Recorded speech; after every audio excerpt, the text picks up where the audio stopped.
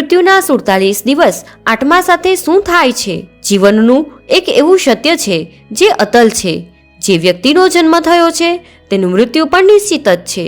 શ્રીમદ ભગવદ્ ગીતામાં ભગવાન શ્રી કૃષ્ણએ પણ કહ્યું છે કે આત્મા એક નિશ્ચિત સમય બાદ એક શરીરનો ત્યાગ કરીને બીજા શરીરને ધારણ કરે છે. જો કે શરીરનો નાશવંત હોય છે, પરંતુ આત્મા અમર હોય છે. આ સાંભળતાની સાથે મનમાં એક પ્રશ્ન થાય છે કે જો શરીર નાશવંત છે અને આત્મા અમર છે, તો જ્યારે કોઈ વ્યક્તિનું મૃત્યુ થાય અને શરીરને અગ્નિદાહ આપવામાં આવે, ત્યારબાદ આત્મા ક્યાં જાય છે? આત્માનું શું થાય છે? તો આવો જાણીએ મૃત્યુ બાદ આત્માનું શું થાય છે. જાણવા માટે આ વિડીયોને અંત સુધી અવશ્ય નિહાળો. હિન્દુ ધર્મના પવિત્ર ગ્રંથ ગરુડ પુરાણના આ પ્રશ્નોનો જવાબ આપેલો છે. ગરુડ પુરાણમાં કહેવામાં આવ્યું છે કે મૃત્યુના કેટલાક દિવસ બાદ આત્મા યમલોક પહોંચે છે તથા રસ્તા તેને કેવી રીતે યાતના સહન કરવી પડે છે. તો તમને પ્રથમ જણાવી દઈએ કે મૃત્યુ બાદ એક આત્માની યમલોક સુધીની યાત્રામાં 47 દિવસ લાગે છે. ગરુડ પુરાણ અનુસાર એક દિવસ ગરુડ વિષ્ણુ ભગવાનને સવાલ કરે છે, પ્રભુ, મૃત્યુ બાદ આત્માનું શું થાય છે? ત્યારે ભગવાન નારાયણ કહે છે કે મૃત્યુ બાદ 47 દિવસ સુધી આત્મા તે સ્થળની આસપાસ જ રહે છે. ઘણી યાતના સહન કર્યા બાદ તે યમલોક સુધી પહોંચે છે. હે ગરુડ, જ્યારે કોઈ જીવનું મૃત્યુ નજીક આવે ત્યારે સૌથી પહેલાં તેનો અવાજ જતો રહે છે અને જ્યારે તેનો અંતિમ સમય આવે ત્યારે તેને દિવ્ય દ્રષ્ટિ મળે છે. આ દિવ્ય દ્રષ્ટિ મળ્યા બાદ મનુષ્ય સમગ્ર સંસારને એક સમાન જોવા લાગે છે. અંત સમય આવે ત્યારે યમલોકથી 2 દૂતો આવે છે. તેને જોઈને આત્મા હાહા કરવા લાગે છે અને શરીરમાંથી આત્મા નીકળી જાય છે. જેમ આત્મા શરીર છોડે છે તેમ તરત જ યમદૂત જીવ આત્માના ગળામાં દોરડું બાંધીને તેને યમલોક લઈ જાય છે. ગરુડ પુરાણ પ્રમાણે જીવ આત્મા પવિત્ર હોય ત્યારે દેવ જાતે તેમના વાહન પર જીવ આત્માને લેવા આવે છે. પરંતુ જો આત્મા પાપી હોય તો એણે અંધારાના રસ્તા પર જવું પડે છે. પાપી આત્માને યમલોક પહોંચ્યા બાદ અનેક પ્રકારની યાતના આપવામાં આવે છે.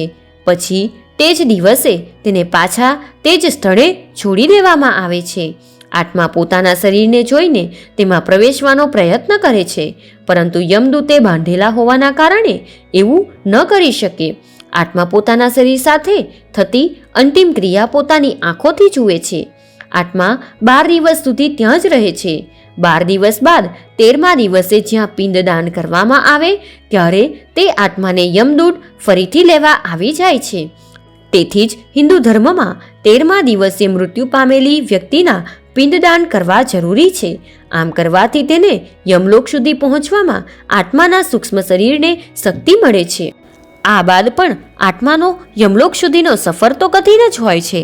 પહેલાં આત્માએ અગ્નિની નદી પસાર કરવી પડે છે. જો આત્માએ પોતાના જીવનકાળ દરમિયાન ગૌદાન કર્યું હશે તો ગાયની પૂંછડી પકડીને તે સરળ રીતે આ નદી પાર કરી શકે છે. નહીં તો તેણે યાતના સહન કરીને આ અગ્નિ નદી પાર કરવી પડે છે. આ અગ્નિ નદીને ગરુડ પુરાણમાં ગંગા નદીનું રૌદ્ર રૂપ કહેવામાં આવ્યું છે. તેમાંથી સતત અગ્નિ લાહવા જ નીકળતું હોય છે. આ નદીમાંથી પસાર થતી વખતે આત્માએ ઘણા ખતરનાક જીવોનો સામનો પણ કરવો પડે છે, જે તેને હાનિ પહોંચાડે છે. આ નદી પસાર કરતા આત્માને 34 દિવસનો સમય લાગે છે. ત્યારબાદ તે યમલોક પહોંચે છે. યમલોક પહોંચ્યા બાદ તેને તેના કર્મો પ્રમાણે સજા સંભળાવવામાં આવે. તેને નર્કમાં લઈ જવામાં આવે છે. ભગવાન શ્રીમદ ભગવદ્ ગીતામાં ભગવાન શ્રી કૃષ્ણએ પણ ધર્મના રસ્તા પર ચાલવાનું કહ્યું છે અને સારા કર્મ કરવાનું સૂચન આપ્યું છે. તે જ જીવનનો સૌથી મોટો બોધ છે. જો મૃત્યુ બાદ આ પ્રકારના કષ્ટોમાંથી પસાર થવા ન ઈચ્છતા હો તો હંમેશા આપણાથી મોટા નાના વ્યક્તિ સાથે સારું વર્તન કરો. ગૌદાન કરો, ગાયની સેવા કરો, માતા પિતાની સેવા કરો, વડીલોને માન આપો, ખોટું ન બોલો, ક્યારેય કોઈનું ખરાબ ન કરો. હંમેશા યાદ રાખો કે તમે જો સારા કર્મો કરશો તો મૃત્યુ બાદ ઓછી યાતના ભોગવવી પડશે.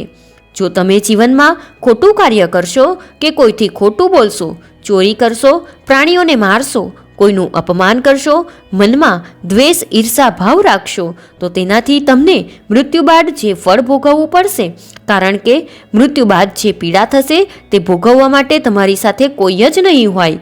તેથી જીવનમાં હંમેશા સારા કર્મ કરો. સારા કર્મો કરશો તો મૃત્યુ બાદ યમલોક સુધી પહોંચવામાં તમને પીડા નહીં ભોગવવી પડે. નોંધનીય છે કે 47 દિવસ બાદ યમલોક પહોંચ્યા બાદ ગરુડ પુરાણ અનુસાર વ્યક્તિ પોતાના જીવનમાં કરેલા કર્મોની ગણતરી કરવામાં આવે છે.